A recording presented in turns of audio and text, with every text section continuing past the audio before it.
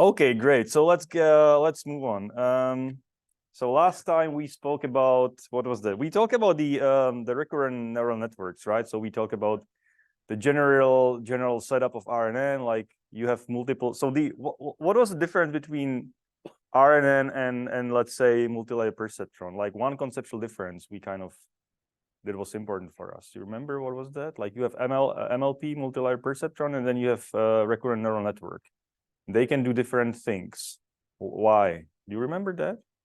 Like it's very high level conceptual stuff. You have an idea? Part of the text and how was it called? RNN looks at the entire sequence. Okay, so this is interesting. So you're saying that the D1, like the multi-layer perceptron, just look at a part of the text, and RNN can look at the full text. And this is wrong, but you're not the only one who makes this assumption. Okay, so no, I mean MLP, if you take multi-layer perceptron, you take your whole input and make a vector out of it, like back-of-words averaging or whatever.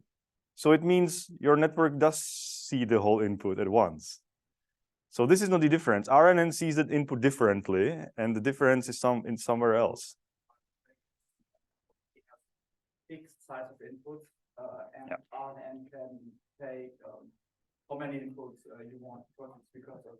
Exactly. RNN MLP has a fixed size input, so you have to define what the input will look like, and mostly you take some feature representation like averaging stuff to take different input size because we have different lengths of text we're gonna put in for classification or whatsoever. Okay, exactly. And RNN tries to mitigate this issue by taking each token at a time and just feeding everything into the network. So this is the main difference. Okay, and we talk about using RNN for two things. So we can do two things with RNNs and two sort of classifications. So the one is super easy. That was this, like you take the full document and say, well, I'm classifying, for example, the whole document into classes. So like document classification. There was the other task. You remember which one? Where we basically take each token and made a prediction over each token.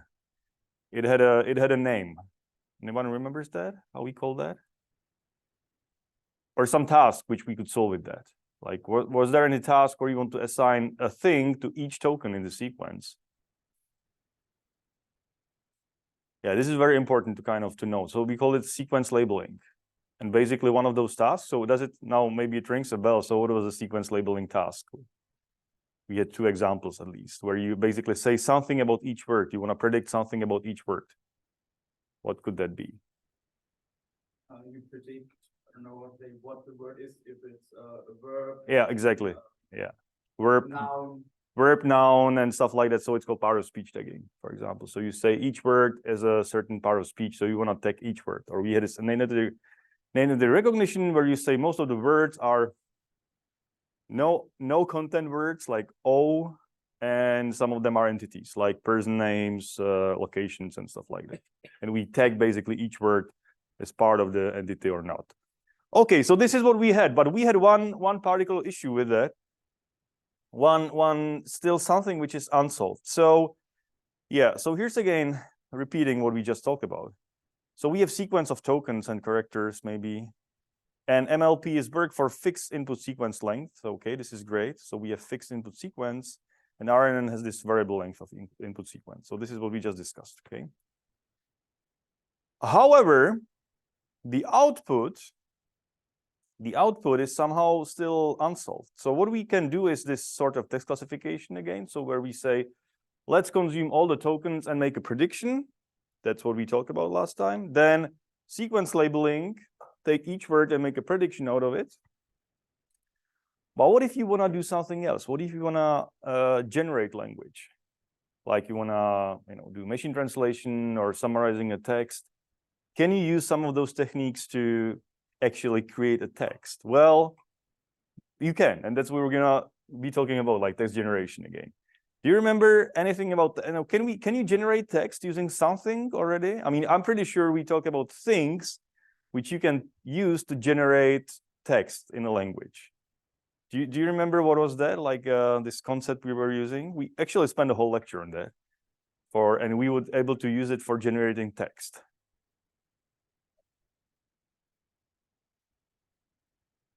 So we use something which nowadays everybody's using for generating text, but we had a very special kind of simple algorithm to train these models, so-called, to generate text. Any idea? How can you generate text? You have a language. I tell you, I'll give you like I'll give you the whole internet. I'm going to ask you, well, generate me a text in this language, in English maybe. How could you do that? Can you use something? Okay, so what is the simplest, the most stupid way of generating text in a language? I'll give you a whole Wikipedia. So how do you want to generate a text in this language? The simplest, stupidest thing, which will be pretty bad, but it will do something.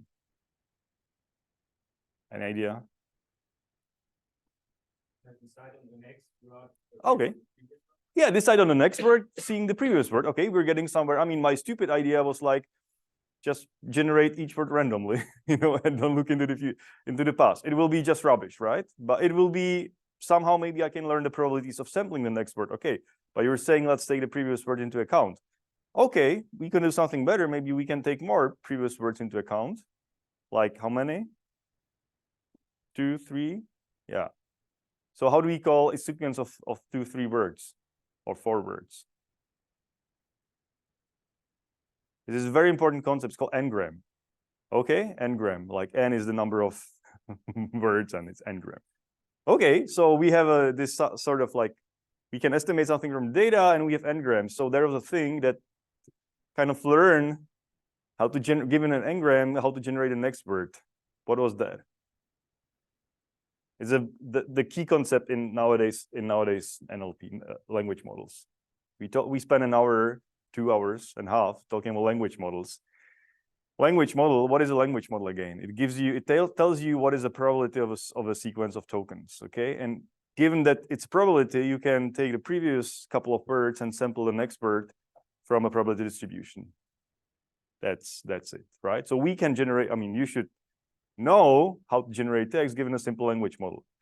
So that's fine, but maybe, you know, maybe we wanna somehow put it together with RNNs, okay? So let me just, you know, make it very clear. There are a couple of very core concepts in NLP that you should know before we proceed to the next one. So if you haven't started learning, I mean, spend some time on really making sure that you understand the core concepts. Otherwise, nothing will make sense, you know, from today's lecture or even from the last lecture on. All right, so we want to do sequence generation, translation, and summarization, maybe, and other tasks for generating language. So let's have a look again, like to conceptually understand what we did. So last time, so this is very simplified view on a recurrent neural network. So these are inputs. These are inputs to our RNN. This is the RNN. How can we call it? Block, cell, maybe a cell. Why not? RNN cell, and they repeat. And they're passing the state from one to next, and then at the end, this state from the RNN will be used for here for, let's say, classification. Okay, so the inputs to this, so the inputs correspond, each of them corresponds to a word, right? A token. So this is the token number 1, this is token number 2, this is token number 3. What do we plug in here? So what are these things? These are some vectors, but they have a, this is a vector, but what is in this vector? What is it? So we have a token, but we want to plug in a vector. So what is in there? What's the vector? This is the word embedding, exactly. So these are embeddings, word vector, and it's word embedding. Yeah, so what is word embedding again?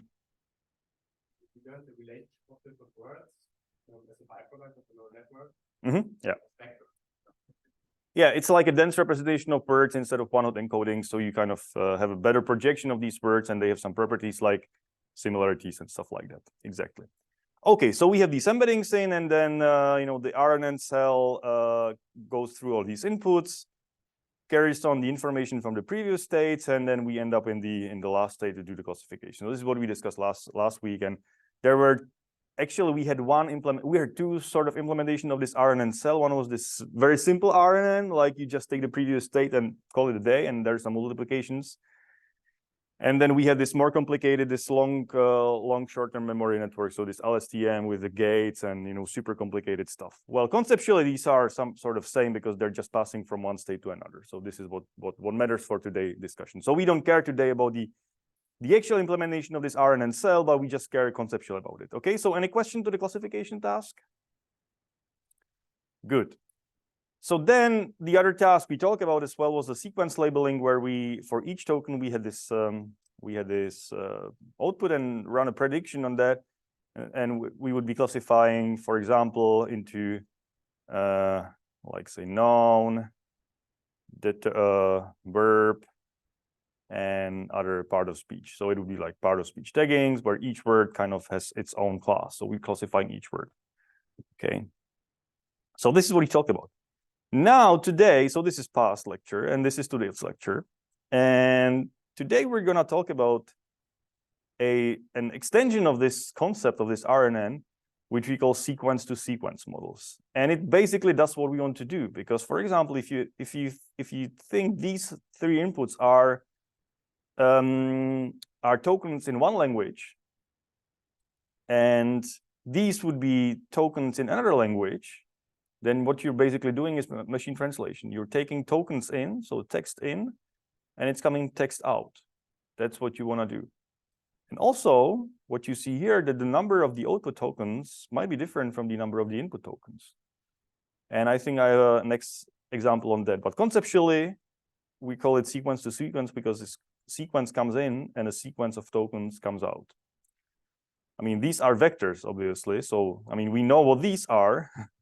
Right? This is a vector of, this is embedding of each token again, right? Embedding. So here, okay, here's coming a vector.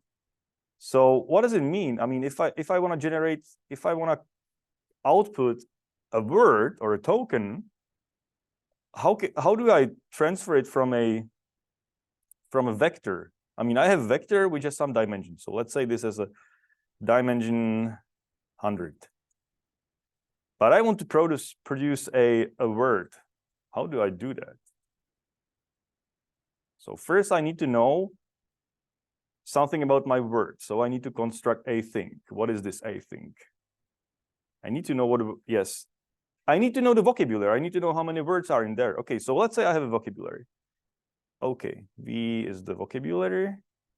I can create it from the training data or whatever, you know, so I know my words, and maybe there's like out of vocabulary word as well. So, okay, this is cool. So the size of the vocabulary could be something like, I don't know, roughly, any ideas?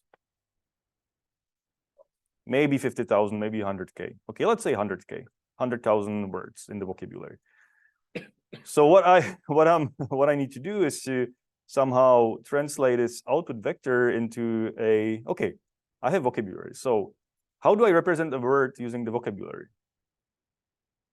I have vocabulary. I need to represent the word. One-hot encoding, exactly. So I have here, so a word is one-hot, which means I have 100K dimension vector, and this will be all zeros, and here's 1. So what I need to do is to take this vector, which is something like of real numbers, most likely, and to convert it into a vector of mostly zeros and just 1. Okay, so what can we use for that? Have a tool for that for the input embedding. So we're not in the input embedding. We just have a vector here. That's what you get. You don't care about the rest. Like but your network is outputting a vector of some dimensionality.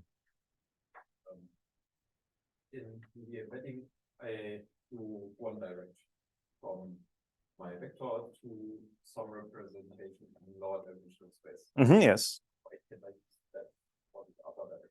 Oh, you would say this should be a word embedding. Yeah. Oh, you would trying to predict the word embedding of the word. Okay, that's possible, but that's not how that work, I guess. No, I mean, these might have like different dimensions, right? So these might be 300, and this may be 100, because you can decide, because this is somehow, if you remember LSTM, this is basically the same. The output is the same as the capacity of the hidden state, which you're passing from state to state. And they are different from the size of the input embedding. So they can be the same, but they're not modeling the same thing. They're not like the word embedding. So it would be very tricky for the network, I guess, to output the actual word embedding, because, well, maybe then you would need like to find the next word. So, okay, I'm taking your assumption here. You're out. So this is wrong, but just the assumption. You're outputting here a word embedding, which is a vector of 300 dimensions, maybe, and somewhere in the space. So how do you create the word out of it?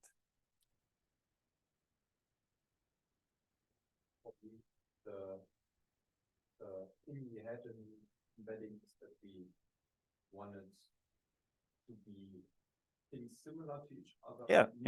Yeah. So okay, words are similar. So word that are similar are close to each other in the embedding space. So imagine that I have a common vector in the space. Yeah. Which is near other vectors. Yes, you have a vector which is near to other vectors. Yes. I can just pick the nearest one. Okay, so you would basically search here, what is my closest word in this embedding space? Okay, that makes sense to me. Can you plug it into, can you differentiate this function? Can you make it differentiable? Can you learn the error and plug it here? Maybe you could, but maybe it is just way too much. So the easiest way is just to plug here another idea. So theoretically this could work, but it's not what's being used. You don't output embeddings, you output something else. So what do you do? First, because we have moments of 100, we have first multiply with a net, so we get the 100K. Okay, you multiply this vector by matrix to get to this 100K. Okay. And then to get a probability that you can then just take the one.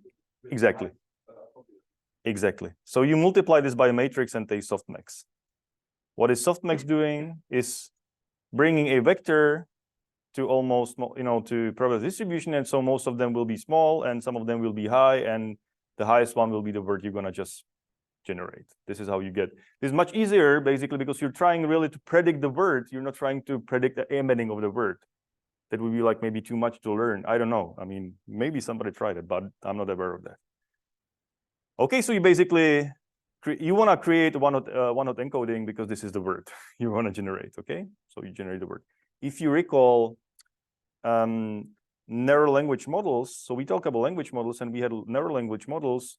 We are also trying to predict the next word, and we did it in the very same way. So we projected something into a vector, and then use softmax to draw this probability distribution over the words. Okay, so here we're generating words. So this will be a token, this will be a token from the vocabulary. Okay, so conceptually, all good?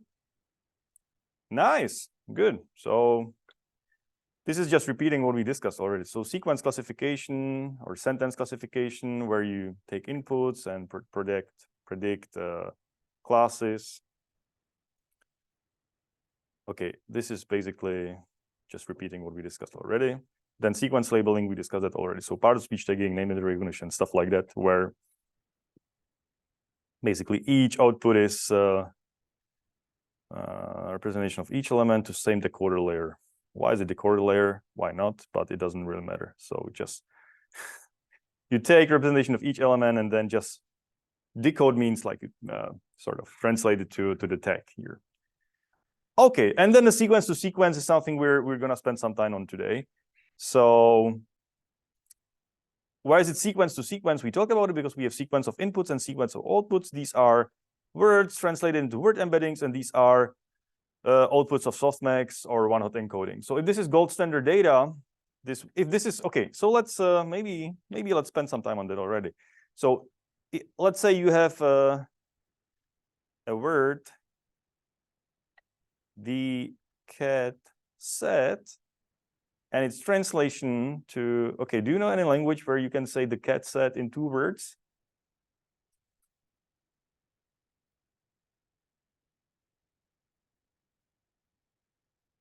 In German, it's not. You need 3 words in German. Yeah. Yeah, say in Latin. Okay, how's it in Latin? Not sure anymore. Okay. Sitzende Katze. It's the sitting cat. Okay. Sitzende Katze. Well, it's actually in Czech, you can use 2 words, but you don't understand Czech, so it may, and I don't understand Chinese. Anyway, so okay, the cat said, and that's a wrong translation. Sits and Katze, which is wrong, but just for the sake of an argument here, okay. It would be like the sitting cat. Cat, much better. Sitting cat, sitzende Katze. All right. What I was trying to do. Okay, yeah. Here, so we would have vocabulary in one language on the embeddings. So then we would plug here these embeddings of these words. And here we would have, okay. So the question now, how to do machine translation, like for sure, for real, is maybe having like a common vocabulary of both languages, you know, in one, or maybe subword encodings. If you remember lecture 2, I guess, or 1 or 2, we talk about the subword units like sentence piece, word piece, where you have vocabulary consisting of all the characters and bigrams of characters, and the vocabulary is growing. So this is basically how you would create vocabulary for multiple languages, and we did that already. So we talk about subword units already. So you have embeddings for these inputs, and here this would be like one hot encoding 001, 1000, and stuff like that. So this would be like gold standard labels, right? So you would basically say, okay, learn whatever that is, and the loss here will be, okay, now we have a softmax here, softmax, and now we have one hot encoding. So what is the loss you're gonna apply here? You have a softmax output of the network, and which gives you a probability distribution, and then you have the gold, which is the same vector size, and there's all zeros, and there's 1. So we have basically 2 probability distribution, okay? So $100 million question, what is the loss you're gonna use for kind of predicting how wrong are you on this example? You have output of softmax, and yes, is gonna be the categorical cross entropy, exactly. So this is what you're gonna use for computing the loss, how off you are from this gold standard given your prediction. And you compute the losses for whole input and make maybe an average or a sum or whatever. So this is how you're gonna train. Okay, so we're predicting here sequences. Any questions so far? Yes.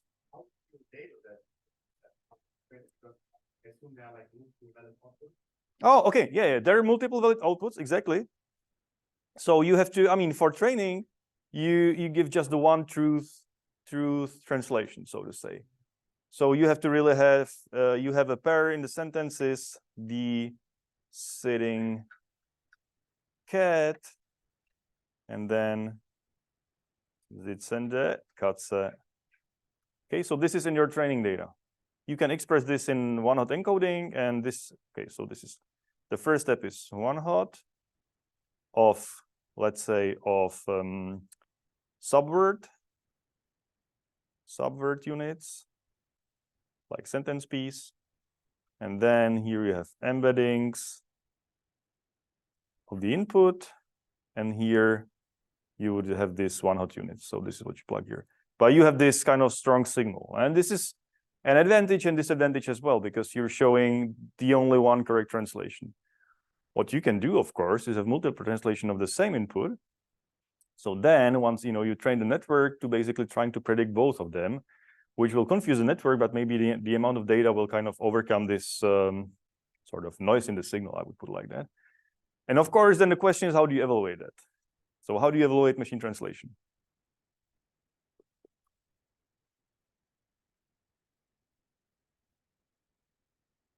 Okay, this is another $1 million question for not failing the exam. How do you evaluate machine translation? There's a couple of, actually, we talked about metrics. There's a couple of metrics. We talk about it on the lectures and the exercises as well. I guess like the first exercise was about the metrics for evaluating. Yeah. How close it was, like how close the output of the network was to at least one of the reports. Yeah, but how close? So how close? No. But how do you objectivize? I mean, what's the objective? Like, how do you compute it? So let's say the translation is sitzende Katze. This is the gold standard, and then you add something like liegende Katze.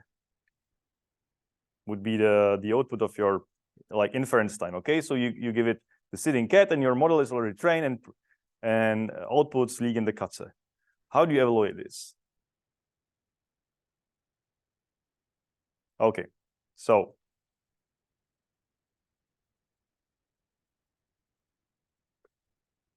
these are the metrics you should know. If somebody asks you how to evaluate machine translation, you should know these metrics. Okay, we talked about them, blue score, rouge score. They're measuring the precision of the tokens generated, and this is blue. Rouge measures the recall of the generated tokens with multiple references. You actually have multiple references in your training, in your test data. You don't have just one reference, you might have multiple. And then blue score and rouge score takes into account the overlap of all your references, reference translation in the corpus. So it's a global metric, okay? You should know this. Okay, so this is how we're gonna do machine translation. Any questions? So if this doesn't ring a bell, just go back to, I guess we had it in lecture 1 or 2, and we talked about in the first lecture actually, when we talked about data sets and metrics. And in the first exercise, there is a link also, like how can you run blue score and rouge score on some examples that you see, like how tricky that could be, because there's multiple ways of tokenizing stuff and multiple things. So it's evaluating machine translation is complicated. All right. So let's talk about the encoder-decoder architecture. So we have a sequence again of n inputs, and these are the vectors, which are the word embeddings, and obviously they have the same dimension. And the sequence of outputs is some d out. So this is up to us to decide what are the dimensions. And as we just discussed, this could be some sort of dense representation which you would just then project into one-hot encoding to generate a token, for example. So you have to decide the d out. So we have sequence will be some sort of well, this is n hat because n hat is different from n. So n is number of input tokens and n hat is number of output tokens, which might differ. Okay, what are we missing? We don't miss anything. Okay,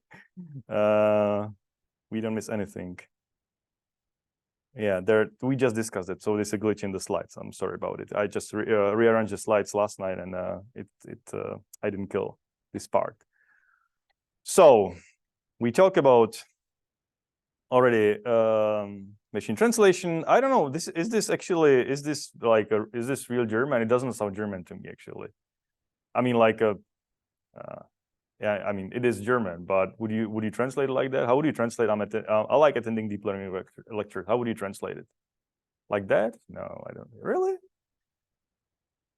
Besuche deep learning Vorlesungen. Would you put gerne here or at the end? Well, it's possible. What do you say? What would you say?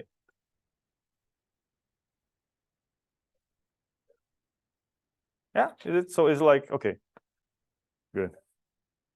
Yeah, exactly. Okay, so you see, oh, okay, so machine translation is really hard because of these kind of, yeah, well, you can say the same thing in many different ways, and there's maybe they have different meanings. Anyway, so let's take this as the reference translation, and so so this is basically repeating again. Now in words, tokenize the input sequence. So again, we would tokenize it into either words or some subword units like sentence piece or word piece units. Then get the word embeddings. Okay, word2vec, does it ring a bell? Raise your hand if you remember word2vec. Okay, that's almost a half. Ooh, okay. Okay. I'm really curious about the exam actually. So okay, anyway, maybe that's how do you learn for exams? Like really like stretching it in the last week and then and nail it?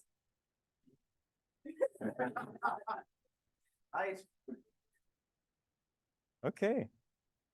But they forget you forget everything afterwards, right? No? Really? Okay.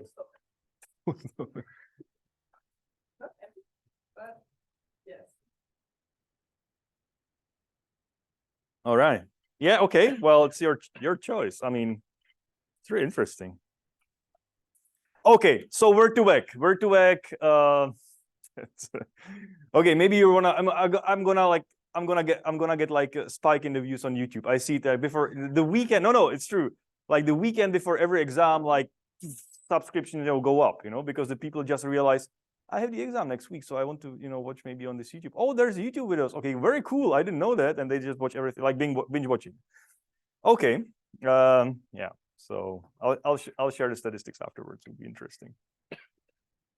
Anyway, so we have Word2Vec, and this is one. So Word2Vec is one implementation of how to get static word embeddings. So you have a token, and you get this corresponding kind of lookup word embedding from Word2Vec. Yes.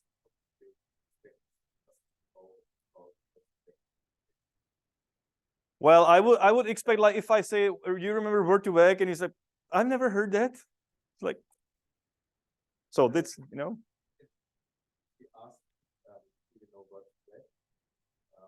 Okay, so what I'm expecting to remember what you are talking about, and I say, like, it's important. So so what is word embedding? Why is it important? What's the disadvantages of static word embeddings? Of course. I mean, you say, like, yeah, of course, makes sense. But how do you train word embeddings? There's two ways of training word embeddings in Word2Vec, like the very famous ones: continuous back of words and skipgram. Right? I mean, we spent each of them like half an hour. So at least to know, like, okay, you can train skipgram, and maybe what's the difference? How do you create training data for word embedding? You know that? How do you create training data for word embedding?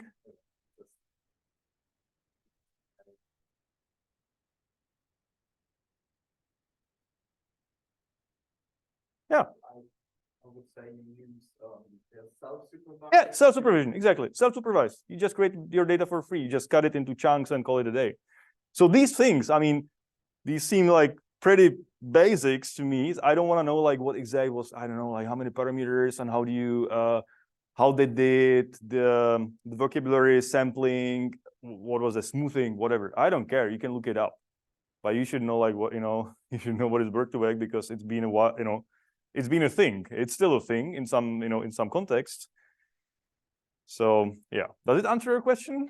Does it answer everybody's question? I mean, I'm talking about stuff, when I've spent half an hour on a thing that might be important for you to know, like, not to just, to nail the exam. I don't care about the exam, It's nothing, if you go to the industry or do research with me and it's like, yeah, word embeddings, well, I saw it in the lectures, and yeah, okay, sorry about it. Yeah, right? I mean, these are very practical stuff. You can get a lot of money with, maybe not with word embeddings or anymore, but maybe understanding large language models and being able to work with them. Hey, I mean, you should. Oh, I know. I don't want to put it on YouTube, but it's last night the Software Innovation Campus Paderborn. Tons of companies were talking. Well, I'm using this and this large language models, but how can we make it better and so on? So this is it. We're gonna talk about LLMs like in today, maybe in the next week, in 2 weeks, and it's gonna get you rich. So it's better to learn it now.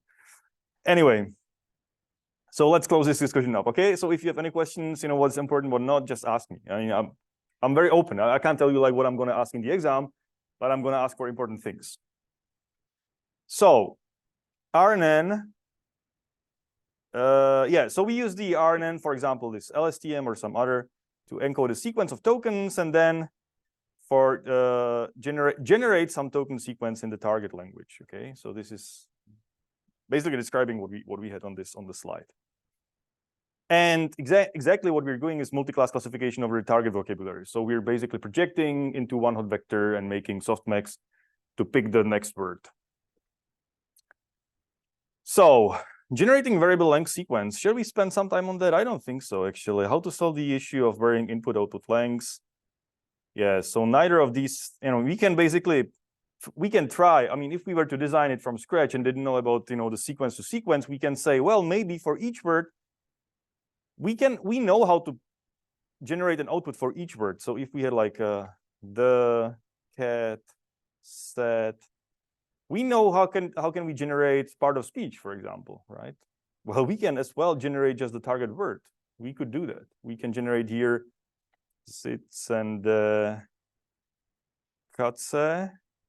We can do that, but it won't work as that it will get you somewhere, but it won't solve the task, because then because of the mismatch of the generating sequences. So then maybe you would have to stop here, like end of sequence, generate, and then nothing. So it's kind of weird. Or if the sequence would be longer, then you would have to kind of, I don't know, like generate more here. So it's complicated. So yeah. So how do you wanna frame grammar checking? I mean, this is a good question. If you can frame the task that each word has some label, each word has only one label, nothing more, nothing less, then you can cast it as sequence labeling. So maybe, grammar check, how would you frame it as sequence labeling? You would say sitzen der Katze, and then you would say this is wrong, this is correct. If you frame it like that, each word has a label, you can do like sequence labeling, of course.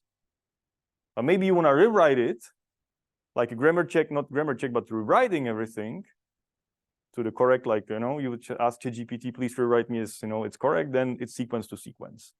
But I guess if you use like a Microsoft Word, then they kind of highlight, this, what's the name of this guy? Saying, okay, no, this is wrong. Is it still a thing? It used to be like in Microsoft Word, like, oh, no, this is wrong. Grammar is wrong. This. Anyway, so does that answer your question? Okay, cool. Then, so this is just for sequence labeling, but not for generating text. So it's not ideal.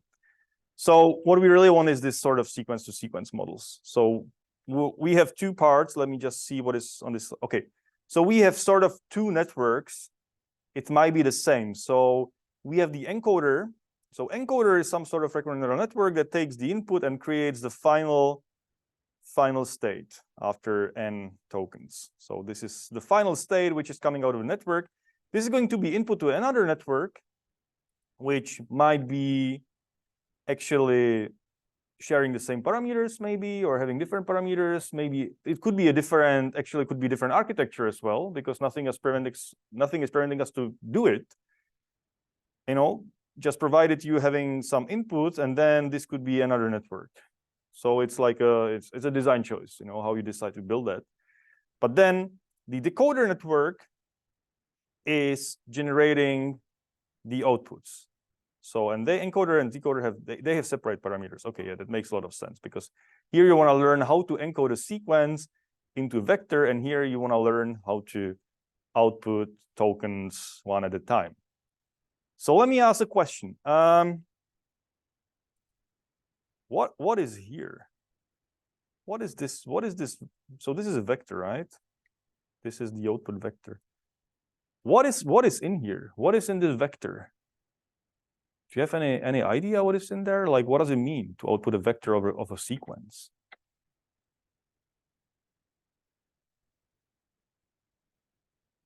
It's a little bit philosophical question. Like, what could be in there?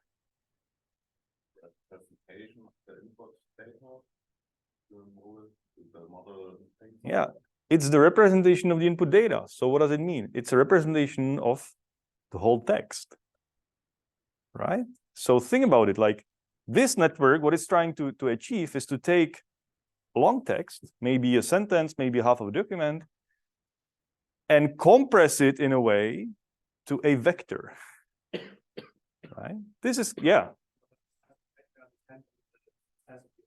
Does it? It's a question to me. So does the size of this vector has something to do with the size of the input? Does it or not? You think yes? Okay. Who think the size of this hidden vector has something to do with the length of the input? Raise your hand if you think yes. Well, that's fine. I mean, it's okay. So any other opinions?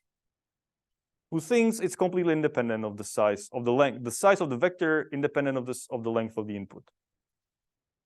Okay, why? Why?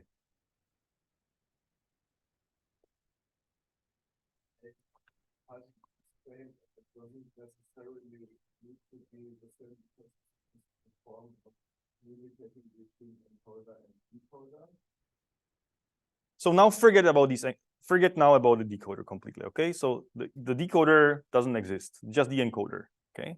So does this size of this vector, does it depend on the length of the input? And you say no.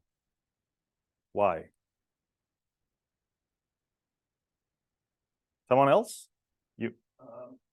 The input, we just multiply it with a matrix, and well, if the matrix has, let's say, the input has a length of 200, and the matrix then has a dimension of 100 times 200, then we got 100.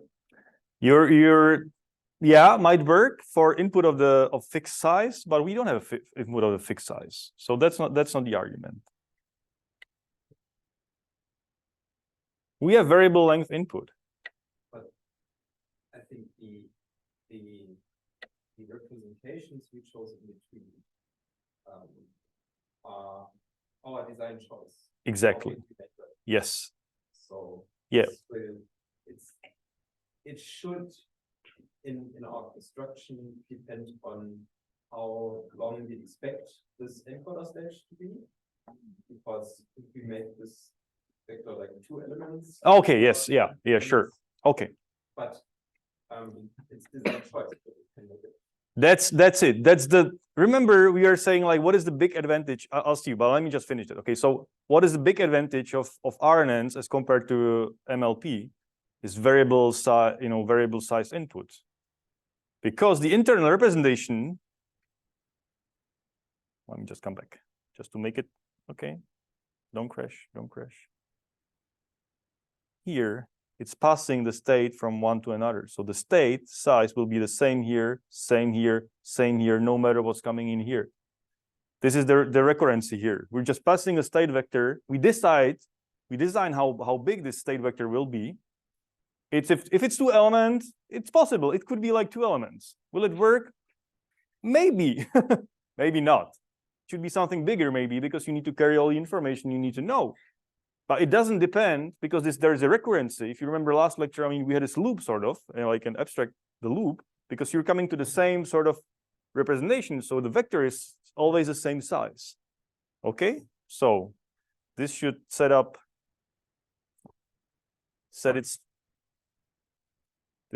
it straight. So this is a vector of size we decide here in the encoder. So up to us, like 512, I've seen 1000 dimension, whatever we want to choose. And the substantial thing is that it really encodes the whole input. So if you think about it, you have word embeddings encoding a word as a vector, and now you're encoding a sequence as a vector. So you're kind of assuming in this vector space you can represent the whole sequences, and maybe they will have the properties, that similar sentences will be maybe in similar places.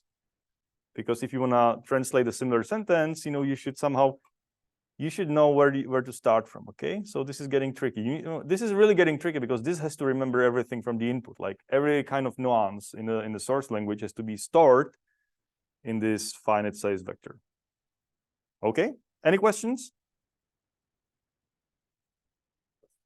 Does this make this concept inherently better for topics? Yes, for a reason.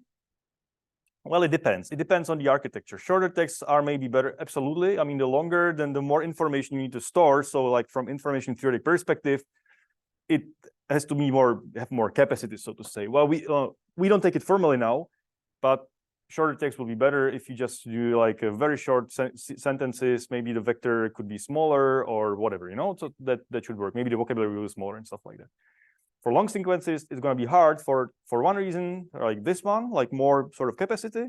And the second as well, depending on your RNN, there's this long range dependency. No, this is the vanishing gradient we had. So you need to use some better, better model such as LSTM for keeping all the information kind of through the whole the forward and backpropagation pass. So you pass all the information you need for training the parameters. Just a practical question. If I would, let's say, hit I would use and then just write just a whole text in it. Yeah. Would DeepL artificially kind of cut the text and say, well, I just use the model on every sentence, No. or just use the model on the whole text? So I don't know how DeepL works, but what I guess is that they just take the whole input, like the full sequence, and just translate sequence to sequence completely, like without cutting to sentences. Why? Why is better to translate the whole sequence and not cutting into sentences? What happens if you cut into sentence and translate sentence by sentence? What happens? What goes wrong from your experience? You start in context, and the same two sentences in different contexts can be translated very differently. Yeah, that's like two sentences in similar context could be translated differently, but there's a couple of particular issues which you need to take care of if you're translating. So any particular example, what goes really wrong if you don't translate the full context when you don't take it into account? Like when you translate from English to German, for example, what goes wrong if you don't take the whole document? We have formal and informal Exactly. for Yes. do and be. For do and z. So if you cut things into sentences, and in first sentence it's like you start with z.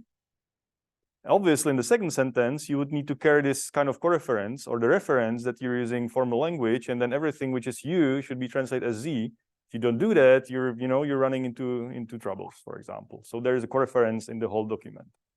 This is important. The more context you have, the better translation is. Okay. So to answer your question, I don't know how DeepL works, but I guess like you take as long as you can and just cram it into a network. They might be using some sort of, I think nowadays they're gonna use like transformer architecture, obviously. But it might have been in the past, could be like a encoder-decoder, absolutely. Like, 2015, maybe 2014, 2015, Google basically switched from phrase-based translation to neural translation, and just everything just went up, like everything started working properly. Yes.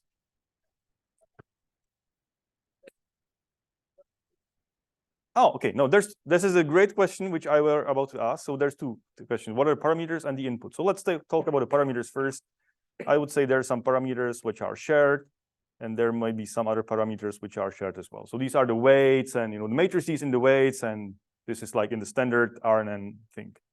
So this is not the issue. The issue here is, what the hell is this? What's the input for the other network?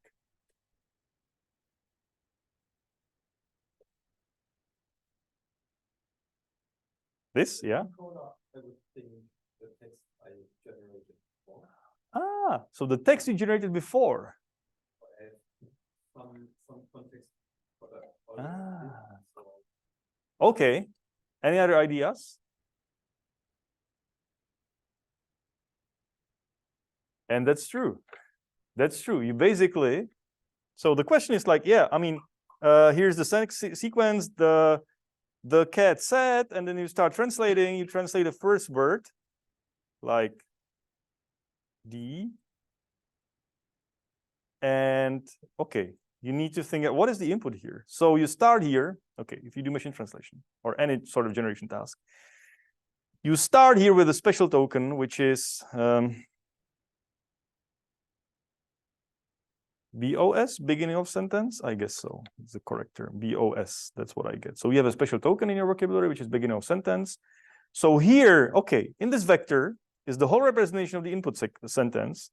And now here you start saying, okay, and I'm starting, I'm at the beginning of the sequence. So let's just here learn, take the previous, the whole state and the starting symbol and generate the first word. Yeah, so it started the first word. Okay, what's gonna be here is you're gonna take what you predicted before and plug it here as the embedding vector, okay? So you plug it here, and now how it works is, okay, here in this state, well, I'm still passing the state here. I mean, the state gets updated here because RNN is passing state from, passing state vector from one time step to another time step. So here I still have a state vector. So there's going to be a state, and there's going to be input, and then I'm gonna predict the next word, which is going to be maybe Katze. Okay, and then again, I'm passing the state, and here, I'm passing that here. The interesting thing is that also in this state vector, if you're passing the predictions, they're going to be encoded in there as well, right? Because you're passing them as the input. So it's going to encode basically everything, the full input as one vector, and then also all the words from the previously generated input.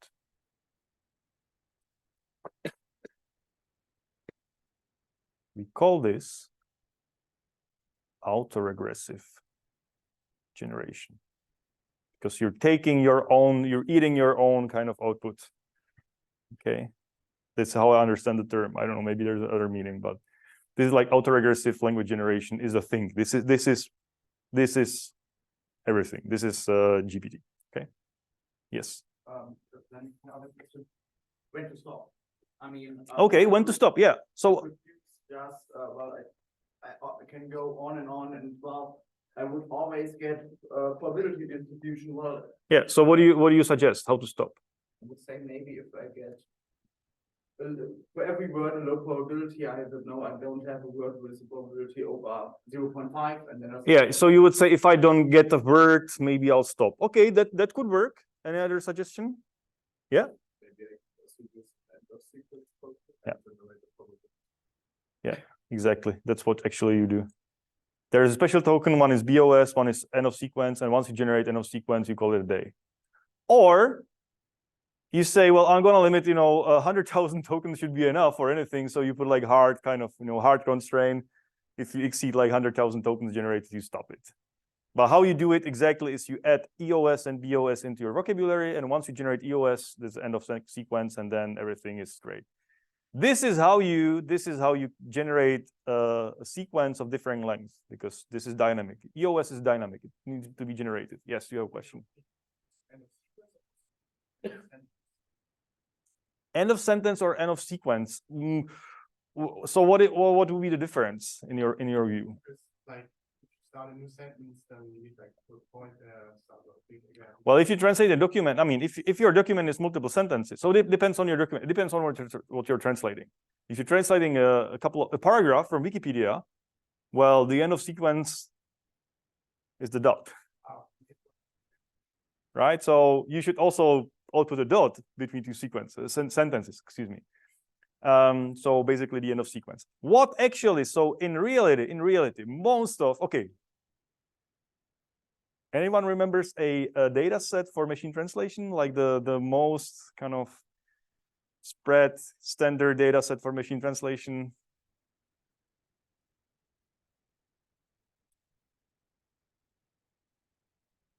WMT16. It's like German, English, French, and stuff like that. So okay, this is shared task on machine translation, WMT.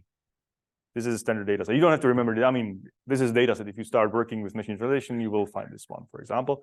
This is sentence aligned. So you have sentences. You're translating basically sentence to sentence.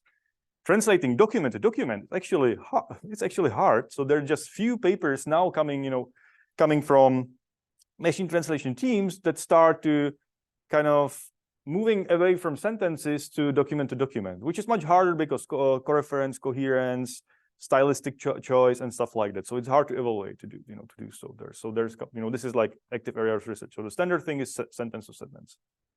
Okay. All right. So I guess we answered the question: what's coming in, what's coming out. Then we have some loss. Oh, okay. How do you train this thing? I mean, of course, backpropagation, stochastic gradient descent, and stuff like sure, yeah, of course. But how do you? I mean, the encoder, the decoder. So how do you train it? Where's the signal? Where's the loss? There's two choices you can do. Yeah. For every word, you just use a categorical cross entity loss. Exactly. And then sum them up. Yeah. Then, exactly. So you basically here use the categorical cross entropy loss here for each word, and maybe sum them up as we had before. There's two options you can do here during training. So, and I guess I have a slide on that later on. I think we'll come to that. If not, just remind me of that. because there's two ways, but I guess I have a slide. So there's two ways how to train it. One is this outputting the next prediction, but you can do something else as well during training, but I'll get to that, okay? But otherwise, this is like conceptually the autoregressive text generation with sequence to sequence. Any questions? I think if you're sick, maybe stay home next time, okay? Thanks. So the encoder-decoder architecture specifics. How to initialize? Okay, what is this again? Let me just have a look at this the slide. It's a lot of text. All right, let's let's work it through and then maybe make a break. How to initialize decoder hidden state? Okay, the decoder hidden state. What was that? Decoder hidden state was this. This is the hidden. So yeah, this is the hidden state of the decoder. So the state which is coming to the decoder. How do we initialize? Yeah, we just copied the last encoder state exactly. So this is what we did. We had this state passing through. Oops, excuse me. The state was basically the output of the encoder, and we just pass it as the hidden state of the decoder. Okay, this makes sense. This also makes sense to actually use the similar sizes of the same sizes of the hidden state in the decoder as in the encoder, because you don't have to do any other extra projection. So you just keep the same dimension. So this could be in practice, this could be like LSTM, maybe with capacity of, let's say, 128. This is the hidden state size. And this would be another LSTM, again, with 128 size. So the vector of the hidden state will remain the same. That's a clever choice. There is no extra, kind of projection needed. Okay. So this is the transform the last encoder state. Yeah, okay. We can do that. When do we stop generating with the decoder? We talk about it. So we use the special token end of sequence to indicate or something else, whatever. But EOS is like a standard thing.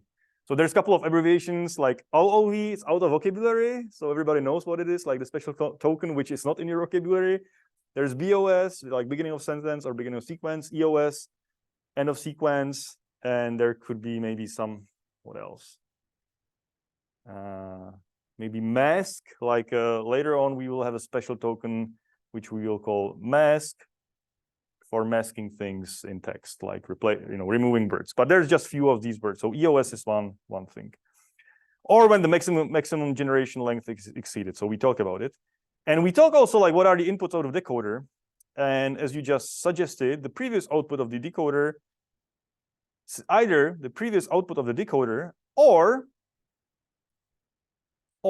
we use something called teacher forcing, where we use maybe with some probability, but maybe just hard-coded sort of, where we use the correct output. Okay, so we can do here teacher forcing. Let me just come back to this and maybe have it nice here. So teacher forcing means here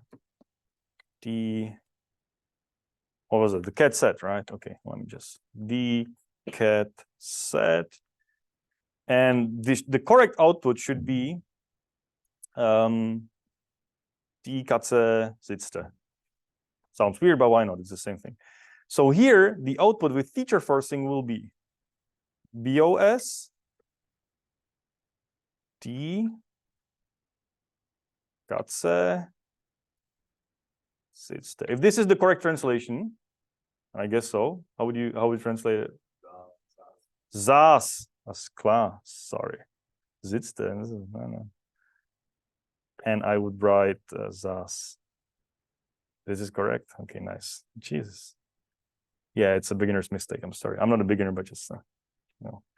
Anyway, the cat said, die Katze saß. So you would put this correct input here instead of taking the previous token for training. You would say this is the correct input. So you're basically giving the decoder kind of the true signal, so it learns better, with the true signal.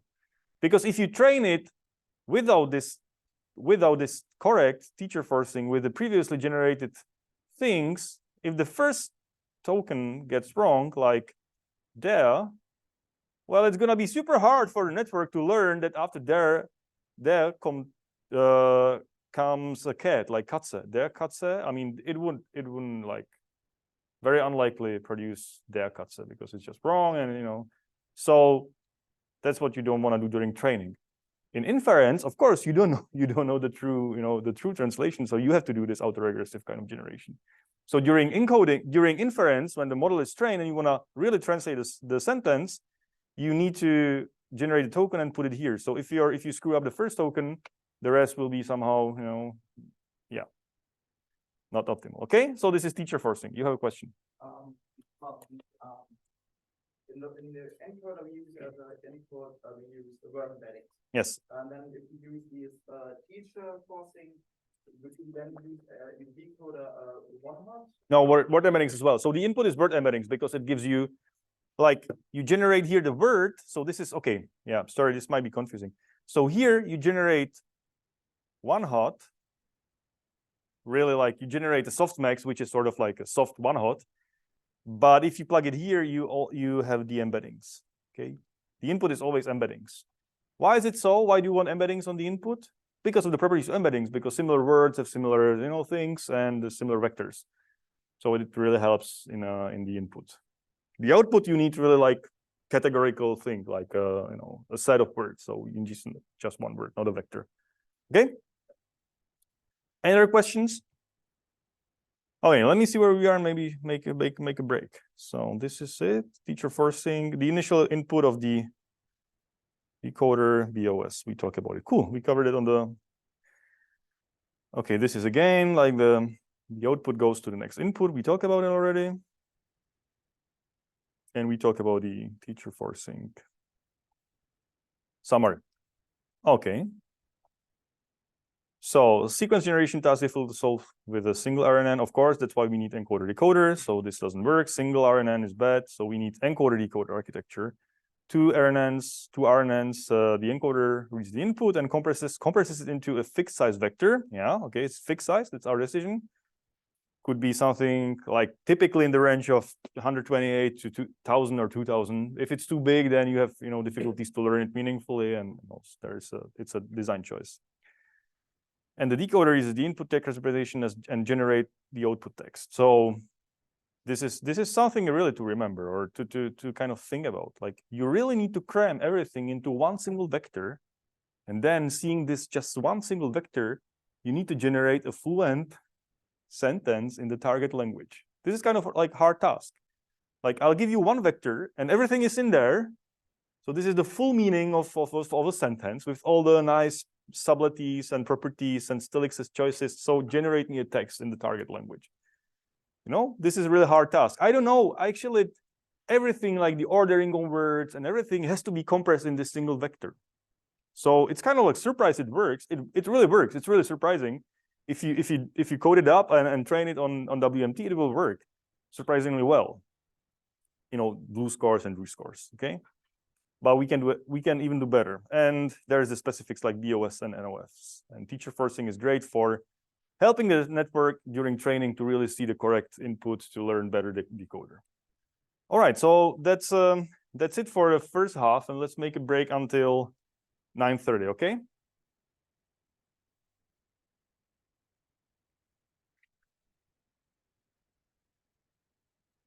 Because attention is all we need. This is the title of a one paper. Attention is all we need, and this is like the paper which changed the world in the transformer. We will come to that. But anyway, so attention mechanism. Okay. So motivation for that. Let's see what we have here. We apply our multi-layer bidirectional LSTM network to machine translation problem. Why bidirectional? Oh, this is a good question. Can we use bidirectional LSTM for machine translation for encoder-decoder? Remember what was like bidirectional RNN? So what we talked about today was left to right, right? Left to right, token by token. What was the bidirectional thing? You remember that?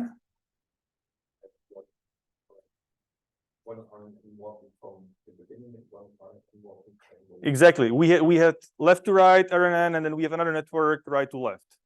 And what we did with these two outputs then? We have two output vectors.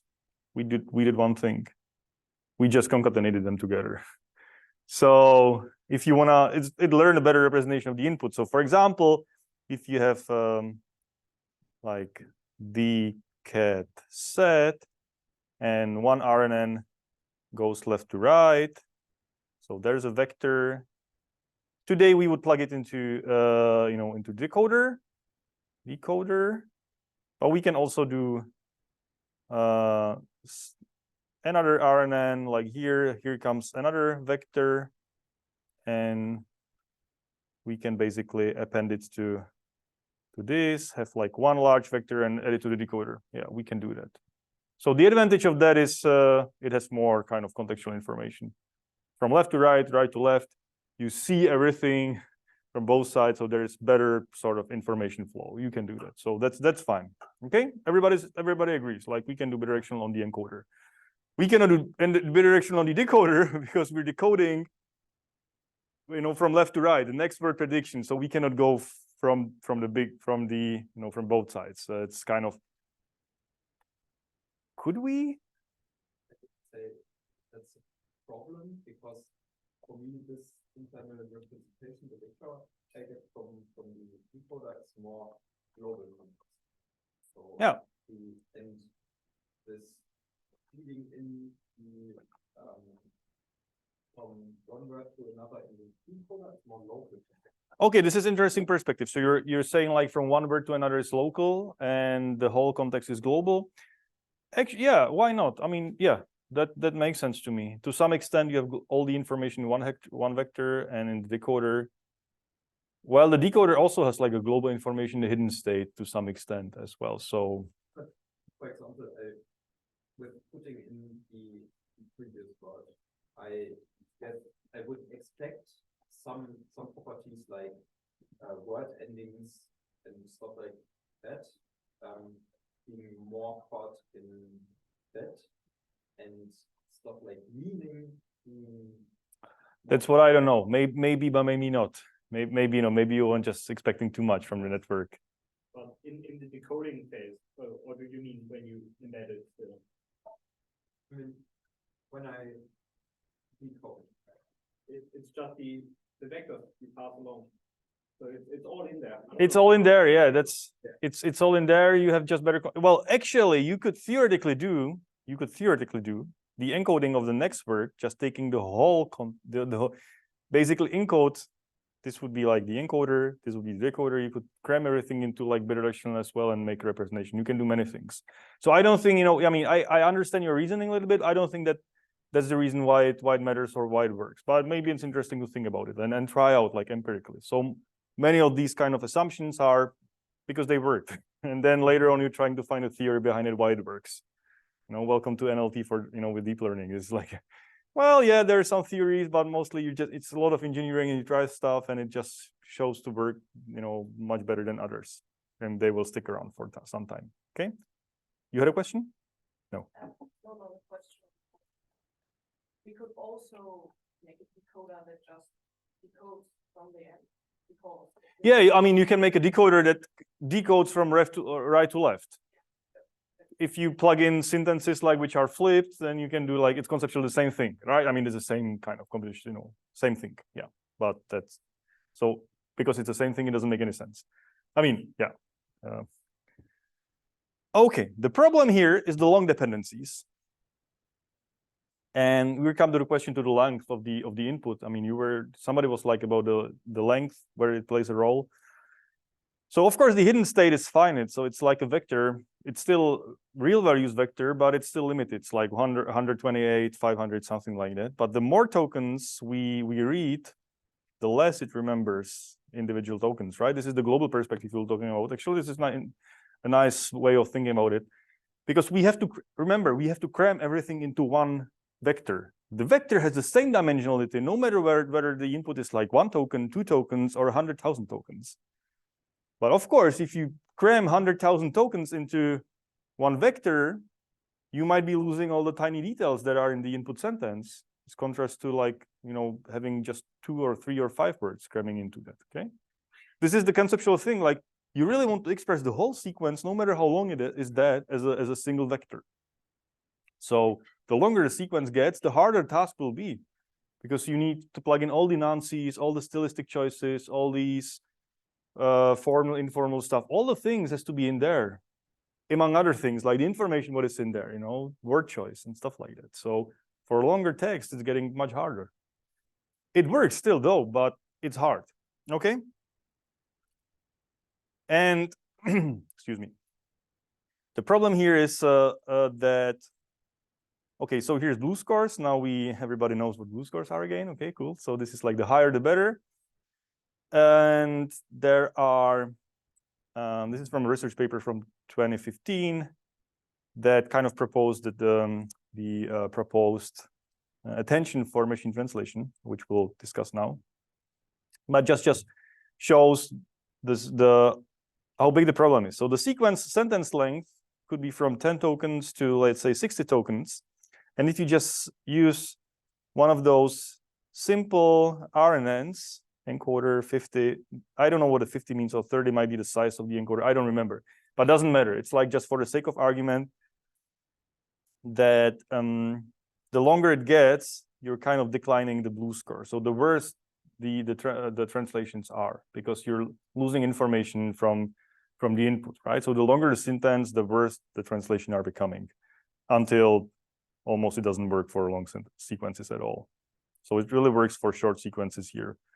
That, so to say, the vanilla, the plain RNN or LSTM RNNs work for this task, where you pass everything in one vector and then just decode from the vector. Okay, so this is the deal. This is the problem. Like, you wanna, you want to pass real, like, long documents in there and translate them, and not to fail completely. And the difference between blue score of 5 and 21 is something like it works and it doesn't work.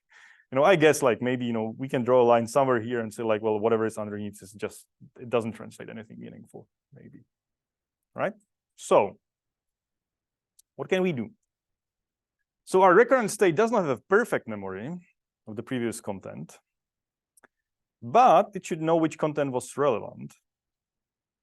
Okay, so maybe it should remember, if I'm translating a sentence, I might be paying attention, I might be more taking more into account, like, certain words and remember them, or know that these words matter for translation more than other words. Okay, so this is what I'm doing. If I'm translating a sentence, well, I screw up the past tense of sitzen. Sorry for that, but maybe I should pay attention to the tense of the words, or even the words, like, more than to other kind of, like, fillers and stuff like that. So basically, I'm selecting more important information in the input text for me to remember, and then later on to translate correctly. This is the intuition. So, okay, now we are here. So again, this is the decoding. We encoded everything into hidden state. We're passing into the decoder. This is the BOS. Okay, and I'm trying to decide what is the token here. Okay, so this is where I am. This is the issue. So the standard encoder-decoder network produces a sequence of states. Oh, that's true, right? We have a sequence of states. So this is a sequence of states. This is what I'm passing from one to another, right? I can see it as a vector of state, and I'm passing these vectors to another, and there's this final state which comes to the decoder, right? Okay, so this is the hidden state of the neural network. Also in LSTM, the hidden state was the same as the output state. Sorry, the hidden vector was the same as the output vector. So we use this for prediction as well. So this is the vector. All the information is crammed in, and I'm passing that from state to state. Okay, so I have a sequence of those the states. And at the decoder time step T, we want to obtain a fixed size update representing relevant information from the past. Oh, okay, so we want to update something with some relevant information. Well, let's see what it's going to be. We want to know somehow model that if I have a sequence of these states, I want to so so this is formalizing basically the encoder state. So it's saying that it's going to be a sequence of these encoder states, the capital S enc. Okay, it's a little bit of formalization, but it's not complicated. So basically the sequence of these vectors, right? And I have the decoder state. I want to say somehow what was relevant in this input given the current output. Okay, so if I'm here, and I'm producing this output, I want to also know what was relevant from here to some extent, because maybe some words were more important than the others, and I want to take this into account for generating some certain state. So, and here, if you remember similarity, I want actually to see some sort of, well, we compute the energy, but energy is kind of, it's an abstraction, but I would call it just similarity or relevance. We want, yes?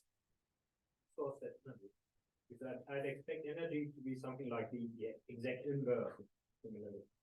Like 1 over similarity is equals energy. I define that. What's up? I don't know. So, well, energy maybe is a term that was adapted there for some reason. Similarity makes sense, but the actual, so we'll see the actual formulas how to compute that, and maybe the energy will be clear. I don't know why actually this term is used. Like high energy and low energy, it has a meaning from imported from somewhere else. But I would just call it similarity, to be honest. So we want to find similarity between 2 dense vectors. So one is the current decoder state, and each of these encoder state. Okay, so it means that I want to find some sort of similarity between this decoder state and each of those encoder states.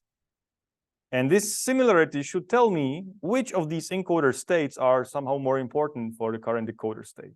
Okay? I'm just looking, because here, if I don't do this, if I just run everything through one vector, I have crammed everything into one vector, but I don't know which kind of, I have more information in the input than just one vector, right? Because I have for each state I have one vector. So maybe these can be utilized as well, and maybe I can look into them, right? Does it make sense? So again, like what I did here, just a simple encoder-decoder, I crammed everything into one vector, and I said, well, you just use this. Whatever was in before, I don't care. I just ignore it because everything is kind of represented here. Yeah, but we're losing a lot of information from these states. There is something as well. So why not use that? Why not just from here look really also into the back and try to find something meaningful from these words as well. That's what we're gonna do. Okay. So again, so the current decoder state and one encoder state, and the attention is gonna be some relevance. And now you remember. So what is the dot product of 2 vectors? Where did we use dot product? Remember that dot product. So what is the dot product telling? So I have 2 vectors. What is the dot product saying? Any idea? What is the product of 2 vectors?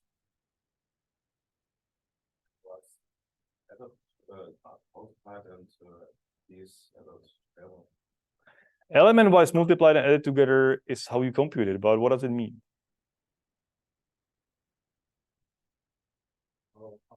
We could imagine that SIN is just a row matrix and the other is a column matrix. The vectors, these are just vectors, 2 vectors. Not in there. So when we multiply them, we are doing similarity in essence, because the dot product is highest and lowest when you have orthogonal vectors. Oh, now we're talking. Okay, so what is it? Okay, so the dot product is, so what is the range of the dot product? From 0 to, well, -1 to 1. No. So what is the range of dot product? You have 2 vectors and make a dot product. Could be anything from -infinity to +infinity. Could be anything. So what is the meaning of that? That's the point. That's what I'm asking. What is the meaning of dot product? And you address it somehow with similarity. So if my dot product is 0, what does it mean for the vectors? My dot product is 0. There is something special about these 2 vectors. Let's think about 2D. Okay, 2D. Just as 2D is very simple. Okay, x1, x2. When will my 2 vectors will have 0 dot product? And I think you said that already, a word. There was a special term for that. Yes? They are orthogonal. Orthogonal, what does it mean? they have like a 90-degree. Okay, yes. So this is one vector. This is another vector. There's 90-degree zero dot product. Okay, cool. So what is going to be this dot product of these two? Roughly, like 0 or something else.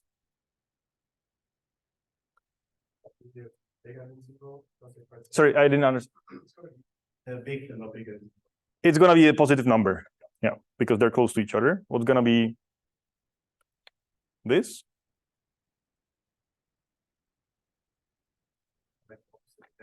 Something negative, exactly.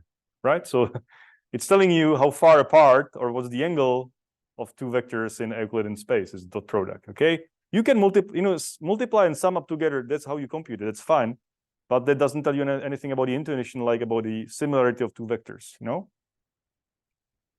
If this looks strange, go back to lecture 4 or 5 on word embeddings where we spent half an hour on dot product. Okay, so you want to refresh that.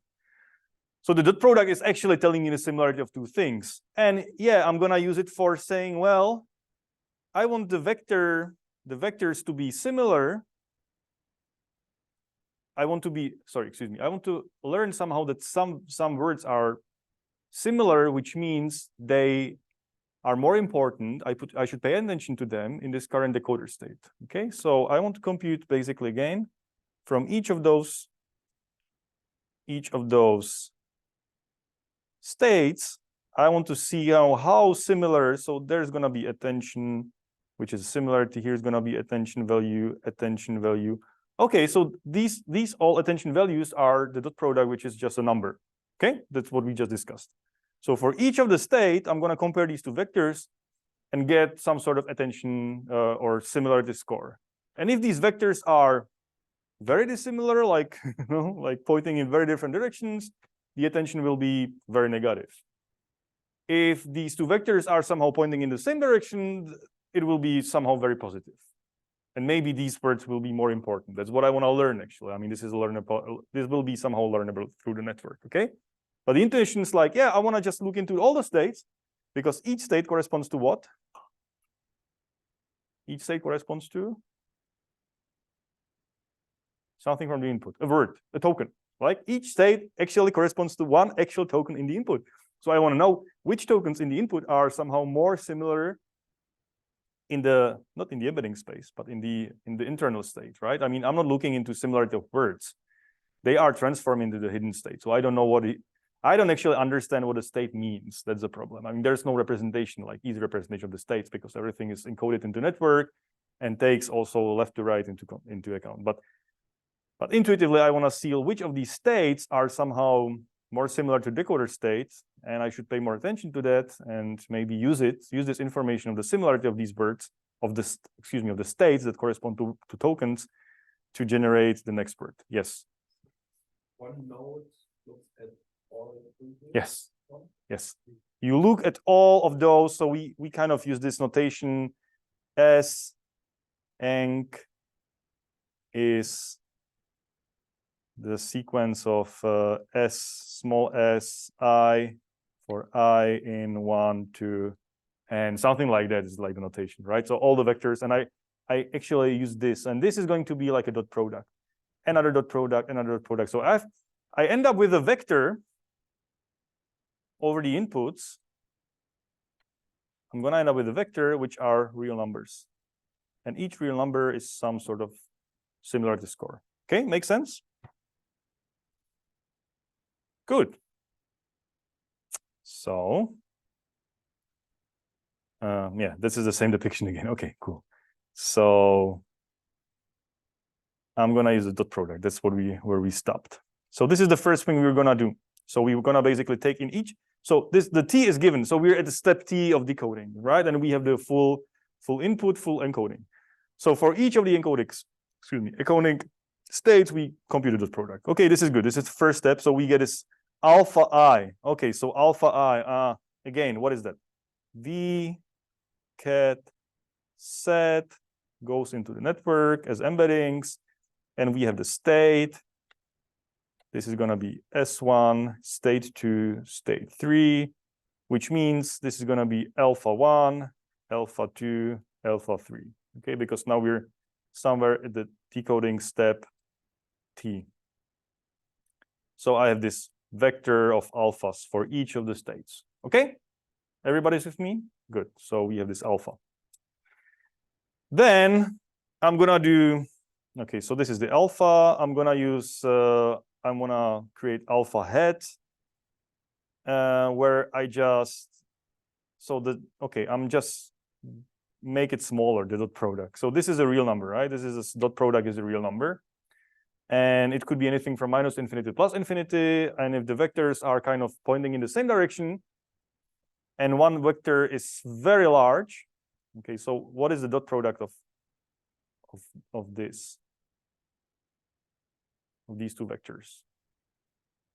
So which dot product is going to be bigger? A or B? You multiply the magnitude, so A is obviously bigger. Yeah. A is going to be bigger, right? Because you're this is the multiplication and summation. You multiply things, and here this is larger vector, so it's gonna be end up, you know, the dot product will be larger than here. So it's unbounded, and maybe it causes problem in the network. So here, one simple trick is to normalize it, not normalize it, but just to make it smaller, scale it down by taking a square root of the dimension of the decoder. So this is some like magical constant somebody came out with, but empirically it worked because the values can get too large, right? So maybe that's what you don't want to know, don't want to have. This is like you don't have to do it, but for the next step, as I'll show later, this scaling down will be maybe like empirically important or for the computation sake. Okay, but anyway, so still the important thing is this dot product of these two vectors. You know, this is what I have. Okay, so we're just making it smaller by some constant. So some constant, which could be, I don't know, if the decoder is like 128, was the square root of 120? Was the square root of 128?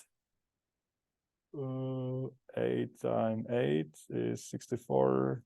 9 times 9, 10 times 10, 11 times 11, 11 something, maybe. So, for example, if the decoder is 128, then the square root of the decoder is something like 11. So we're just scaling it down by a number. That's it. Like there's no magic. Just scaling down empirically by some constant. So this is the dimension of the decoder state. But the next thing is, okay, remember now we have, okay, so what we have? The states, so state 1, state 2, and state 3, which were just some real numbers, scaled down, and we normalize this to a probability distribution over encoder states. Okay, so we're running softmax over this vector. So what is gonna be the output here? We have a vector of real numbers. Negative, positive, whatever. What's going to be the output? It's going to be a probability distribution. So it's going to be something where each of these elements for S1, S2, and S3 is between 0 and 1. Yeah, 0 to 1, 0 to 1, and 0 to 1. Like basically a histogram. Okay. You look puzzled. Does it make sense or just, yeah, okay. Yeah. So the thing with the highest probability in that vector would be the most similar. Yes, Most exactly. similar. Exactly. Because what is coming here are these are the dot products, the similarities. So the thing here, so let me just show an example. S1, S2, S3 as a sort of like a histogram. So this will be small, this will be very high, almost 1, and this will be also very small. And all of them sum up to 1, right? This is probability distribution. Good. So some of them will be very high, and it means, oh, the state number 2 and its corresponding token is now something I need to pay attention to. This is important, because it has a high similarity, like the state of this token has a high similarity with my current decoder state, right? So I have probability distribution over all input states. So these will be real numbers, but they are saying, well, yeah, maybe this is less important, this is less important, and this is more important. So you should kind of take into account more this S2. Okay? Any question? Yes. Why is the thing that is more similar to my current state than That's a good question. Why the thing should be more similar? Why the thing that is more similar in the product is more important to your current state? Why is it so? something with a different state would also be of importance for my current. In practice, we project the values before we do like a dot product. So we can align them semantically in some way. And the similarity is a bit of a misleading term because it's relevancy or whatever learnable. That's true. That's true. Because you don't, I mean, exactly. Yeah, that's a fair point. Like the similarity means, yeah, they should be similar. But the similarity, you learn this similarity because you're, as we said, like here we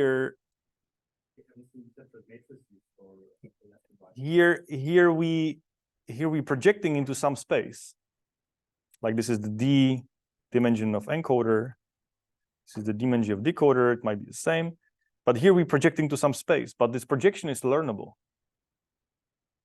So we learn to project how to project from embeddings to this hidden state. There's so many ways to learn this representation. Like, you know, there's, if you take LSTM, there are at least 3 matrices for projections, gates, and stuff like that. So the projection is kind of non-trivial. So the similarity is really maybe a misleading term. The energy is maybe a misleading term. Relevance is maybe better, or attention is the best one. Like, you know, you want to attend to things that have the dot products close to each other in this latent space. What is in this latent space is kind of, yeah, well, I don't know, maybe hard to tell. It's not explicit, okay? But that's what you're doing. What was your question? Was it like why is it a product? Yeah. Okay, because it's learnable. I mean, you learn to project into space and you want to, you know, keep some sort of relevance, and the dot product is just easy to do. The point is, yeah. Why it's more similar. Yeah, it's just okay. Maybe the similar is really misleading. Like there is an attention value, and it has something to do with two vectors in the latent space. And one way of measure some relevance of two vectors in latent space is the dot product. That would be like I guess the correct explanation of that. All right, where were we here? Okay, so here we end up with the probability distribution, and here the question is like, why would the scale of what's coming here would be an issue in softmax because of the overflow underflow. So if you have really high values and put it into the exponent, you're running into the issues like overflow and underflow. That's why we scale it down by some constant. So we scale it down by a constant, which means after softmax, you know, if you don't scale it down and the softmax works correctly, like on a computer, you get the same results taking the scaling as well into context. Like the output will be the same probability distribution, but this will make it numerically more stable. So this is just, as I said, like dividing by constant makes it easier to run. Okay, so we have a probability distribution over the states. So this is the output now. Okay, cool. So now we know which state is more relevant to the current decoder output. So, okay, yeah, importance may be the best word, not similarity, but the importance of each encoder element. And now how to produce a summary A? I think A should be a vector, right? So we're gonna sum over the elements AI as the element's weight. Okay, so what I'm gonna do, if I have these states, okay, I have n states, so S1, S2, Sn, so these are the states, right, in the encoder. Okay, these are, yeah, makes sense. Like this is the cat set and so on, and these are the states. We have the attention now over them. So for each of them, we have the alpha 1, well, this is the alpha hat or whatever, alpha hat 1, alpha hat 2, and alpha hat n. And these are numbers. So what I'm going to do, I'm going to multiply this, multiply the vector, each element of the vector by this alpha value, by this importance. So basically scaling up or scaling down, basically scaling down or scaling up the vectors and sum them up together. Okay. Multiply, multiply, and do the sum of those things. So this is basically the formula, right? For each of the vectors, I'm going to multiply it by the relevance and then just sum it up to create a single vector. What is it doing? It's basically weighting each of the states of the input by the attention weight, right? If you see this as something like a weight, I'm doing like a weighted sum, right? Because some of the weights will be very small, so the vectors don't add much to the output. Some will be very high, and this will be more kind of transferred to the output sum. You do, and you do it for this every step in the decoder. Yes, I mean the T. So this is like we have the T is a step in the decoder, and each step in the decoder you do the same over the whole encoder state. Yeah. We are somewhere in the decoder. Okay, so basically I'm taking again better graphics here. I'm taking, where is that? Here. I'm taking for each of them now. I want to sum them up. So all these I want to sum them up into one vector, but I'm weighting in this sum, weighting each vector by the attention value. Okay, so I end up with a vector, and the vector basically now tells me which words are relevant for this decoding step. So I should somehow use this information. Because for the decoding step, I have the output of the encoder. So this is one part of the information. And then I will also have this sum for each step, and this sum gives me more information about the actual word in the input that is now more relevant to my output. Does it make sense? Say for each day. Mm-hmm. Yeah. How do I combine this vector? Yeah, how do I combine this vector with the previous state, like this vector, for example? We'll come to that. Yeah. So there will be more information, right? I mean, before what we had before was just the vanilla, the plain encoder-decoder was just the last output, one vector. But now we also have a vector that is the weighted sum of all these input state vectors.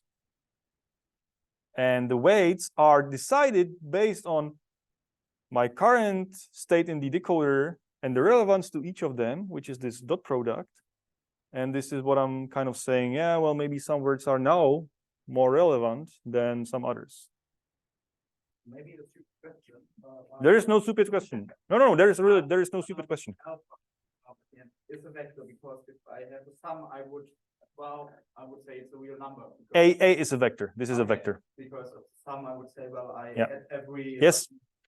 Yeah. So this is this should be bold. I'm sorry about it. So this should be bold to make it real. It's a vector, but it's a vector of dimensionality of encoder. Oops, not encoder. Yeah. It's the same as the hidden state. So this, because I'm summing up hidden states, and this multiplication, so alpha for each state, alpha 1 times S1 is basically element-wise multiplication. I'm scaling the vector to something smaller or bigger, depending on the weight of this state. Okay? Yes. Some vectors have the same relevance, but cancel each other out. Like one has some negative value and another vector. Oh, okay. This is interesting. So there can't be any negative value here in these alphas. Why is that so? There is no negative values. All these alphas are in the range of 0 to 1 because they went through the scaling. You still have states vectors that point in the opposite direction. Still Yeah. Things that something zero. That's the thing that happens. Well, you might end up with two vectors that have zero. Yeah, you might end up with vectors that have like zero weight, or could, Half and half, like they're both in yeah, it could be half and half. Yes, why not? You might end up with something like small, something similar, and small. Yeah, so you need to pay attention to two words. Basically, these two words will have more. These two state vectors for these two words will have more weight in the final vector. That's true. Yeah. Does it answer your question? There's no canceling out. I mean, how would they cancel out? Because all these alphas here will be in the range of 0 to 1 because of the softmax.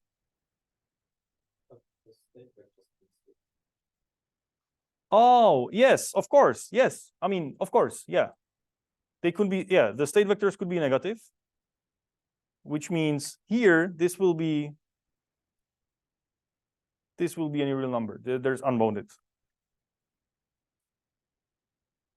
Yeah, it could be anything, of course. Sure. Could be any, yeah, like in the state vector of the plane RNN, this could be any vector in this dimension. Sorry, excuse me, any numbers in there, yeah.